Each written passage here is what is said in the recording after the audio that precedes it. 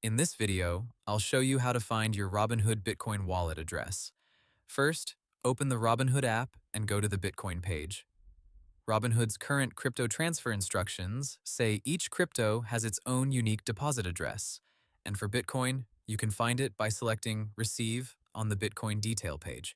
Once you're on the Bitcoin page, tap Receive. Robinhood will then show your Bitcoin deposit address and a QR code. You can copy that address and paste it into the wallet or exchange you're sending from. Robinhood also says to always use the address shown on the receive screen for that specific crypto.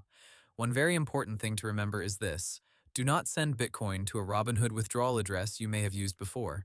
Robinhood says the withdrawal address is different from your deposit address, and using the wrong one can cause lost funds. Also, make sure you're sending Bitcoin on the Bitcoin network. Robinhood's wallet support says transfers must use the matching supported network, so double check everything before you send. Hope the tutorial was helpful. Subscribe to my channel and see you in the next video.